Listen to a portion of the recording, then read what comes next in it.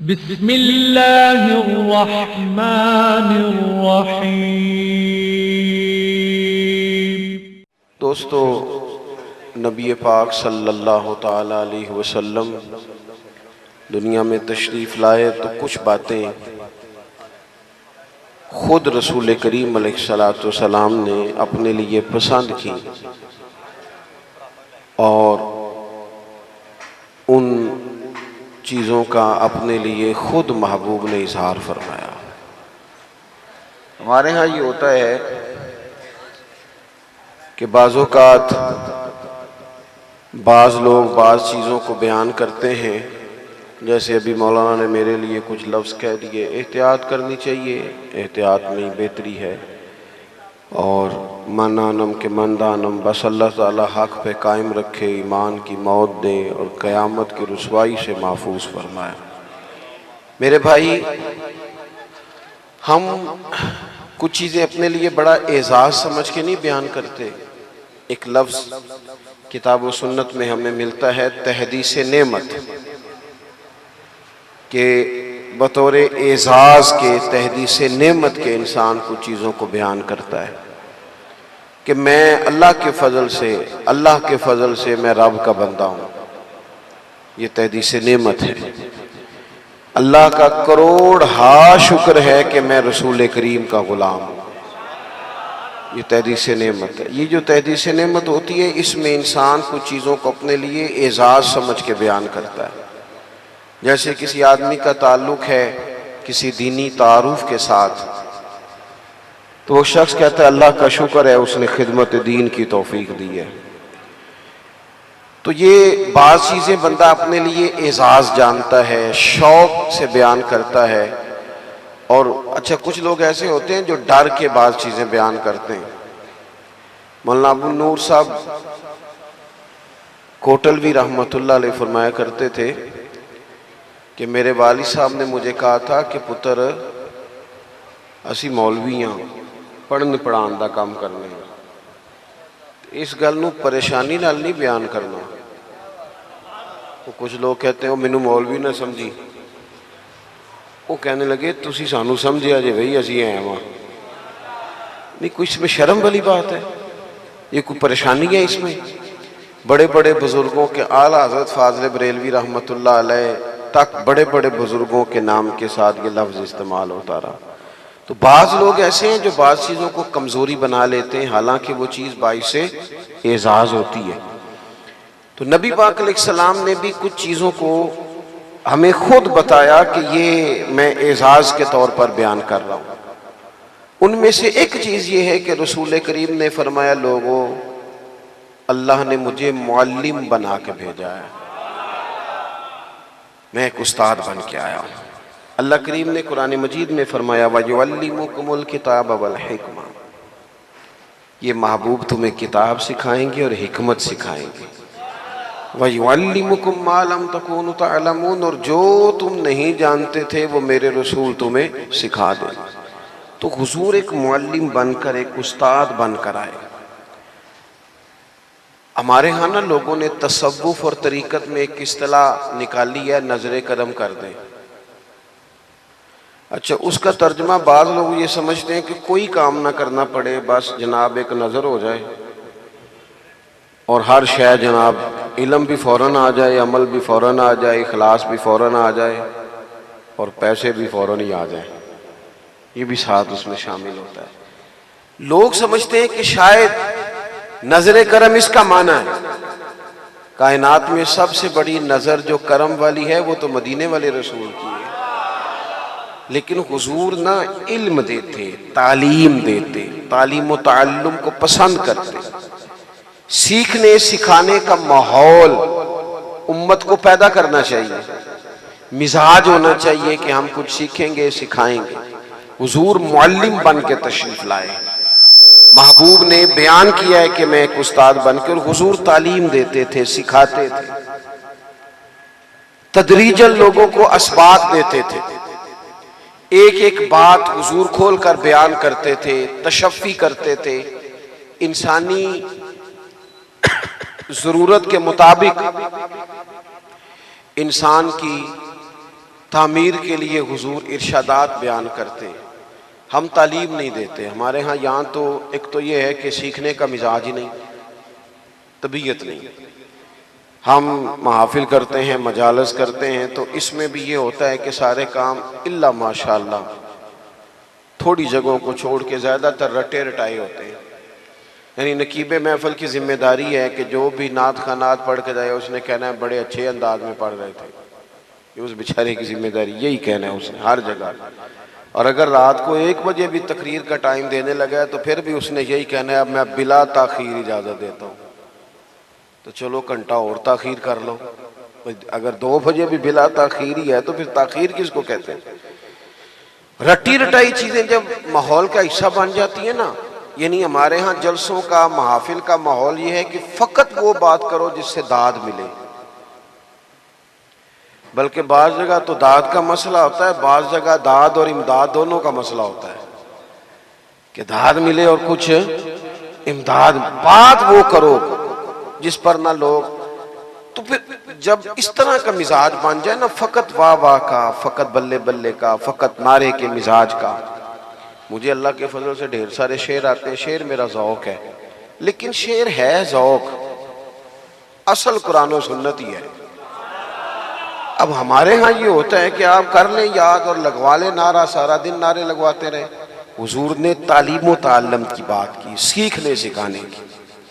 महबूब करीम सल्लल्लाहु ताला अलैहि वसल्लम लोगों के सामने इल्म की रोशनी फैलाते, हुजूर सिखाते और इस तरह सिखाते कि बात बैठ जाती, ज़ेन साजी करते लोगों।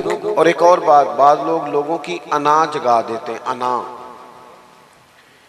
वो इस तरह की बात करते हैं कि सामने वाला जलाल में आ जाए, रद्द अमल जाहिर करे। महबूब अना नहीं जगाते थे, हुजूर ज़मीर जगाते थे। सामने वाला एहसास पैदा हो जाता था कि यार ये जो बात कही जा रही है ये दुरुस्त है। हुजूर देखे ना, एक शख्स आया है, उसने आते ही हुजूर की बारगाह में ऐसी बात की है कि जो दुरुस्त नहीं थी। लोगों ने उसकी बात को नागवार महसूस किया। उसने आते ही कहा कि या रसूलल्लाह सल्लल्लाहु ताला अलैहि वसल्लम, मुझे जिना की इजाजत दे दें, जिना करना है, माज़अल्लाह सुम्मा माज़। अब ये बड़ी सख्त बात है, उसने कर दी। सहाबा किराम अलैहिम रिदवान फरमाते तशवीश हुई हमें कि कैसी इसने अजीब बात की। हुजूर ने उसे बिठा लिया और बिठा करके ये तालीम देने का अंदाज है, समझाना है, तामीर करना है। किसी शख्स की शख्सियत के अंदर अगर कोई ऐसा माहौल बन रहा है कि जिससे वो किसी गुमराही की तरफ जा रहा है तो उसकी उस गुमराही को दूर करना है। हमारे यहाँ लोग डांट के चुप भी करा देते हैं कई दफा, तो मैं कहता हूँ चुप करा देना और होता है और मुतमईन कर देना, इन दोनों में फर्क होता है। अगर आप चुप करा देंगे तो बगावत भी पैदा होती है बाज़ औक़ात, और अगर आप मुतमईन कर देंगे तो सामने वाले की तसल्ली और कई लोगों की तसल्ली का भी बायस बनेगी। या रसूलुल्लाह सल्लल्लाहु ताला अलैहि वसल्लम जिना की इजाजत दे, माज़अल्लाह सुम्मा माज़अल्लाह। हुजूर ने बिठा लिया।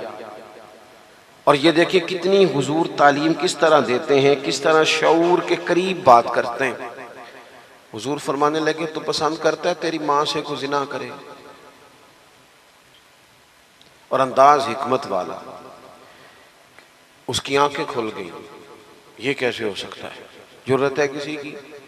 कहा तेरी बेटी से, तेरी बहन से, तेरी खाला से, तेरी फुफ्फी से। उसकी आंखें लाल हो गई, मैं नाम भी नहीं लेने देता। अब महबूब करीम ने ना एक बात समझाई जो माहौल में शुस्तगी पैदा करती है। आप कभी गौर करें, मिल्लत के सारे जवान गौर करें। हुजूर ने फरमाया जब मैंने तुझसे कुछ सवालात किए हैं तो तेरी आंखों में गुस्सा उतर आया है, जिससे तू जिना की इजाजत मांग रहा है वो भी तो किसी की बहन होगी ना, वो भी तो किसी की बेटी होगी ना, जिसके बारे में तू बात कर रहा है। तू, अब आप मेरी बात को समझ लें कि जो बात बंदा अपने घर के लिए पसंद नहीं करता। मेरे पास एक नौजवान आया, कहने लगा मेरे अब्बा जी को समझाएं, मैंने मर्जी की शादी करनी है। और हर सूरत करनी है। और जाहिर है जो मर्दी की शादी कर रहा है माज़अल्लाह वो पहले गैर महरम से बात भी करता होगा। मैंने मर्जी की शादी करनी है, मैंने उसे कहा बिल्कुल ठीक है। वो दलीलें देने लग गया। हमारे यहाँ लोगों को अपनी मर्जी की दलीलें भी आती हैं, इस्लाम में जायज़ है, इखलाक में जायज़ है, कानून में जायज़ है, फलानी जगह जायज़ है, सारी बातें याद आ जाती। मैंने उसे कहा कि तू मेरे पास आ। मैंने उसे अकेले में कहा पुत्र एक बात सिर्फ करनी है, तुमने नाराज नहीं होना, सिर्फ एक। जितनी बातें तुमने की मैंने सारी कबूल कर ली, बस मेरा सवाल यह है कि पसंद की शादी करना सिर्फ तेरे लिए जायज़ है या तेरी हमशीरा के लिए भी जायज़ है? मैं ये सबक दे दे मुझे, इसका जवाब दे कि तेरी बहन के लिए भी तो जायज़ है ना कि अगर वो चाहे तो पसंद की शादी। तो चुप कर गया, कहने लगा वो तो ऐसी नहीं। मैंने कहा चल तू तो है ना, वो ऐसी नहीं तो तू तो है ना। अल्लाह करे ऐसी हो भी ना, सिर्फ मिसाल समझाने के लिए अर्ज की है कि हम जब दावे कर रहे होते हैं किसी की बहन के लिए तो अंदाज और है, और जब बात हमारे घर में आए तो मेरे भाई हुजूर ने तो इनको गैर कहा ही नहीं। हर कलमा पढ़ने वाली खातून हमारी बहन है इस्लामी रिश्ते से। तो नबी पाक अलैहिस्सलाम ने उससे कहा कि अगर यही बात मैं तेरे घर के लिए करूं तो उसकी तो कैफियत ही बदल गई। ये है हुजूर का तालीम देने का अंदाज। अब महबूब ने उसके सीने पे हाथ फेरा, उसके लिए दुआ की, कहने लगा या रसूल अल्लाह करम हो गया है, मेरे दिल से ये बुरी ख्वाहिश ही दूर हो गई है। तो हुजूर तालीम देते, सिखाते, तामीर करते, लोगों को इल्म देते, रोशनी देते। नबी पाक सल्लल्लाहु ताला अलैहि वसल्लम तदरीजन लोगों को समझाते। हुजूर ने ना लोगों को समझाया था। पहले लोग किसी अकीदे के कायल ही नहीं थे, महबूब ने समझाया कि दुनिया मुख्तसर है। हुजूर ने बताया कि मरने के बाद हमारे लिए जो कब्र है उसको सिर्फ एक पहलू ना समझ लेना, वो घड़ा भी है दोज़ख का, लेकिन वो जन्नत का भाग भी है। नबी पाक ने लोगों को एजुकेट किया, तालीम दी, समझाया कि तुम एक नजरियाती जिंदगी गुजारो। फकत ये 50-60 साल की कुल जिंदगी नहीं, ये तो तुम्हें भेजा गया है काम करने के लिए, काश्तकारी करने के लिए। मरने के बाद तुमने इस काश्तकारी का फल काटना है। तुम अब ये तालीम इतनी रासिख हो गई लोगों के दिलों में, और सिर्फ लोगों को नहीं समझाया। वो हमारे यहाँ पीराने उज़ाम ये करते हैं, लोगों कहते हैं फकीर हो जाओ, फकीर हो जाओ, फकीर हो जाओ। लोग फकीर होते जाते हैं और पीर साहब अमीर होते जाते हैं। वो मालदार होता जाता है, लोगों को फकर का सबक पढ़ाता जाता है। नबी पाक अलैहिस्सलाम ने लोगों को जब ये कहा ना कि जिंदगी चंद रोजा है, तो ये तालीम लोगों को तो दी, लेकिन अपना हाल ये था एक वक्त रोटी खाई और 3-3 वक्त फाका किया। महबूब ने चटाई पर आराम फरमाया। हुजूर मोटे बान की चारपाई पे लेटे, मोटे बान। और हज़रत उमर फरमाते मैं तबन सख्त था, लेकिन हुजूर की कमर पर जब मैंने चारपाई के निशान देखे तो मैं रो पड़ा। या रसूलल्लाह, अल्लाह के दुश्मन इतनी मौज में हैं और आप तो। हुजूर ने एक तो ये ना कि आपकी प्यार में को रो रहा है तो बंदा कहे कोई नहीं बस हालात है ऐसे, ना ना। महबूब ने नजरिया बयान किया, नजरिया। फरमाया उमर तुम पसंद नहीं करते कि वो थोड़ी सी दुनिया में आसानी देखें और आखिरत में रुसवा हो जाए, और हम दुनिया में थोड़ी सी मुश्किल देखें और आखिरत की सारी इज्जत अल्लाह हमें ही अता फरमा दे। तो हुजूर तालीम देते, समझाते, कायल करते, दलील देते, लोगों को समझ आती। और वो फिर शऊर इतना बुलंद हुआ, इतना बुलंद हुआ, इतना बुलंद हुआ, यकीन इल्मुल यकीन तक से शुरू होकर ऐनुल यकीन तक पहुंचा और हक्कुल यकीन तक पहुंचा कि हज़रत अनस बिन नदर रदी अल्लाह ताला अन्हु ओहद के मैदान में जब मौजूद थे ना, तो जन्नत की बातें सुन सुन के, वो तालीम ले ले के कल्बी वारदात इस तरह की हो गई थी कि मैदान ओहद में खड़े होकर लोगों से कह रहे थे ना उधर जाओ, इधर वापस आओ। मुझे तो ओहद पहाड़ के दामन से जन्नत की खुशबू आ भी रही है, जन्नत की खुशबू आ रही है। तो तालीम का कुछ ना थोड़ा सा सीखने का माहौल बनाए। हमारे यहाँ उलझने बहुत ज़्यादा हैं। एक लंबी तादाद है लोगों की जो हर वक्त ज़हनी कशमकश का शिकार रहती है। एक तनाव है, एक उलझाव है। मैं गुजारिश करता रहता हूँ बुजुर्गों से तो नहीं, जो दोस्त अहबाब हैं उलमा की जमात में, कहता हूँ कि लोगों के जो मसाइल हैं उस पर गुफ्तगू की जाए, लोगों को ज़हनी आसूदगी का मौका मुयस्सर आए, उन्हें पता चले कि ये हमारा असल मसला है। हमारे जो आप देखें ना, हसद बहुत बड़ा मसला है, उस पर नबी पाक अलैहिस्सलाम की दर्जनों अहादीस मौजूद है और उसके हर पहलू पर हुजूर ने हमें सबक दिए। बुग़्ज़ पर, झूठ पर, बदी पर, खयानत पर, रिज़्क़े हलाल के फ़ज़ाइल पर, मोहब्बत पर, ये जो हमारे मसाइल हैं, हम अगर हुजूर से सीख लें, एक जंग बनी रहती है घरों में, चौकों में, चौराहों में, आपस में, दफ्तरों में, इकट्ठे बैठने वाले लोगों में, हत्ता के दीनी माहौल में भी अगर चंद लोग मिल के काम करते हैं तो वहां भी कुछ ना कुछ आपस में चीजें दिलों में मौजूद रहती हैं। शर्त यह है कि हम हुजूर से सीखें, कुशादगी पैदा होगी, दिल बड़े हों। तो नबी पाक ने अपने लिए बतौर मुअल्लिम का लफ्ज एजाज के तौर पर हुजूर ने बयान किया। और दूसरा, हुजूर ने फरमाया, मैं ना अखलाके आलिया की तकमील करने दुनिया में आया हूं। एक होता है कोई अच्छी बात करना, बहुत सारे लोग अच्छी बातें करते हैं और आजकल तो सारे लोग ही अच्छी बातें करते हैं, पर मसला सिर्फ इतना है कि करते दूसरों के लिए। वो जितनी अच्छी बातें हो रही हैं वो सारी अच्छी बातें दूसरों के लिए। अगर वो अच्छी बात जो हम कर रहे हैं सिर्फ वो वाली करें ना जिस पर हम अमल करते हैं, तो जो तबलीग अमल से होती है वो देरपा होती है, उसमें वुसअत होती है। अल्लाह के प्यारे रसूल सल्लल्लाहु तआला अलैहि वसल्लम ने सिर्फ अच्छी बात नहीं की, आप तवज्जो करेंगे मेरी बात पर। हुजूर ने सिर्फ ऐसा नहीं कि एक अच्छी बात महबूब ने कर दी, हुजूर ने वो वाली अच्छी बात की है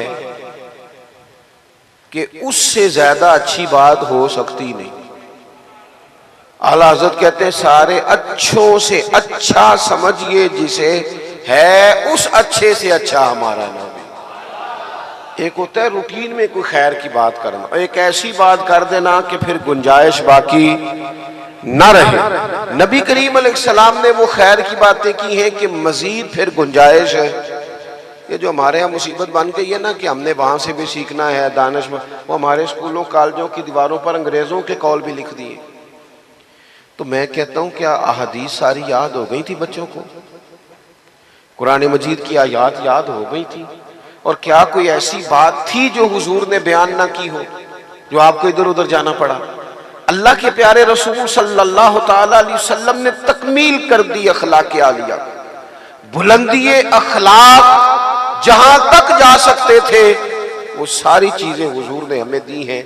अखलाक की कोई ऐसी बात नहीं जो रसूल पाक सल्लल्लाहु तआला अलैहि वसल्लम ने हमें ना बताई हो, और वो बातें हमें याद भी हैं।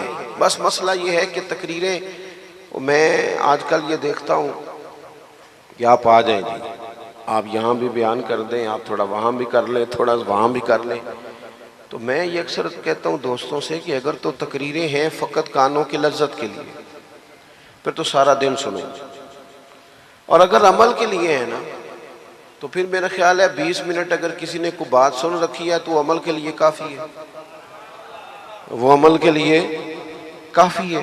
वो बुजुर्ग एक मिसाल दिया करते थे कि एक शख्स ने किसी मौलाना से सुन लिया था, बाज़ों का लोग खेतों में क़ज़ाए हाजत के लिए जाते थे पेशाब करने, तो कहा सख्त जगह पे पेशाब ना करो, वो इसलिए कि पेशाब के छींटे पलट कर कपड़ों पे ना आए।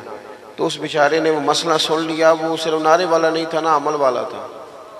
उसने फिर ना अपनी रुमाल में रेत बांध के कंधे पे रख ली, जहाँ उसे क़ज़ाए हाजत का मौका आता वो पहले रेत रखता, उसमें वो पेशाब करता ताकि मेरे कपड़ों को। तो किसी ने कहा चल दोबारा महफिल में जाना है, कोई सुनना है? तो कहने लगा ना भाई, बस वो जो एक मसला सुना था उसके लिए कंधे पे रेत उठाए फिरता हूँ। ये एक सादी बात है लेकिन समझने के लिए है, अगरचे आप हंसे पर समझने के लिए है ना, कि जिनका अमल करने का मिजाज था वो तो यहाँ तक थे, और जिनका ख्याल ये कि अब वेख्या साड़ी महफिल हुई फिर राती फिर आप मजा गया है। ओहो हो, क्या भाई आपने और मैंने यही तो काम किया है। नबी करीम ने बुलंद अखलाक सिखाए। एक हदीस अगर मेरे मुल्क में नाफज हो जाए ना, एक, कितनी कह रहा हूं, हाँ ना नहीं करते आप, नाराज हैं, कितनी, एक पे अमल हो जाए ना, एक पे बस,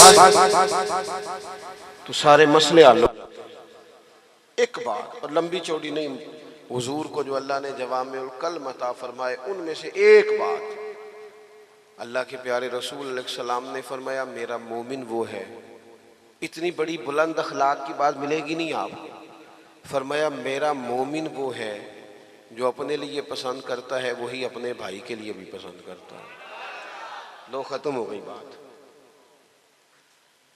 आज के बाद जिंदगी में ये एक बात तारी कर लो, एक सिर्फ, कि जो अपने लिए पसंद करना है वही अपने, कोई मिलावट होगी, कोई आदमी गलत चीज बेचेगा, कोई गलत चीज बनाएगा, कोई खराबी पैदा होगी। क्यों? कि उसने ना, मैं दुकान पे एक दफा कपड़े खरीदने के लिए बैठा था तो एक साहब कहने लगे पीर साहब ये ले ले आते, मैं भी पाया है। मैं क्या सारे यो दिया कर जड़ा आप पाना है।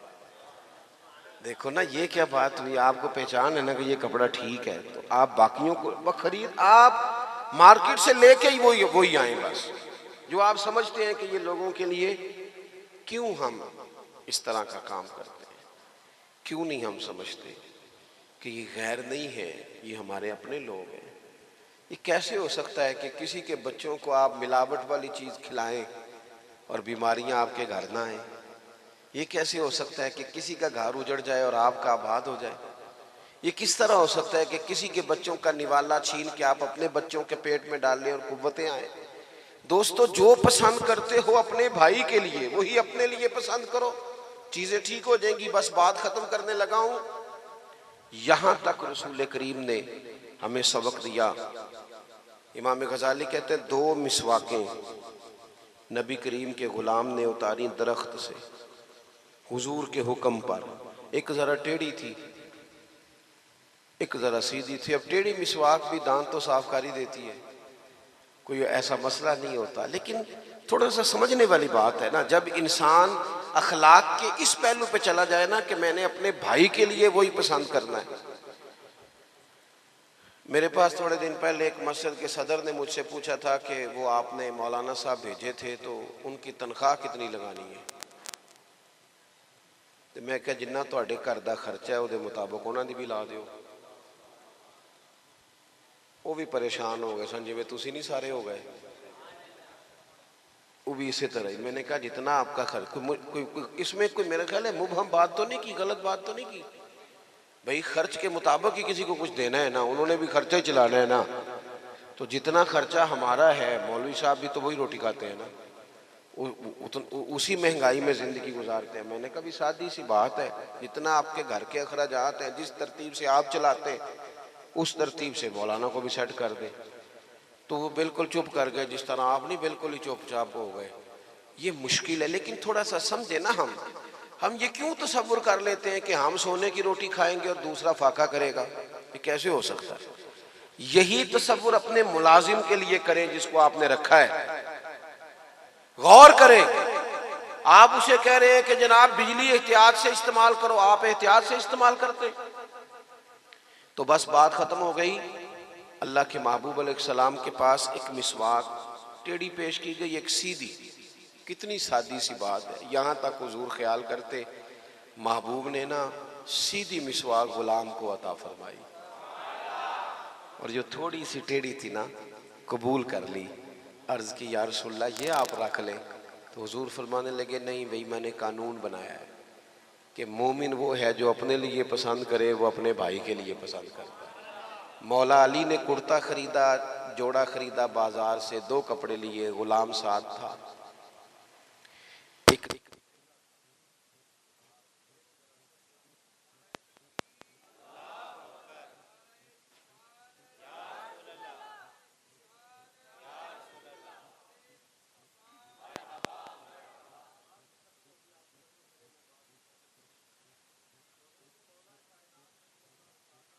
महंगा कुर्ता गुलाम को दिया और जो कुर्ता थोड़ा सा निस्बतन कीमतन सस्ता था वो खुद पहना। तो गुलाम ने एक तौजीह बयान की, कहने लगा हुजूर महंगा आप पहने इसलिए कि आप आका हैं और मैं गुलाम हूँ।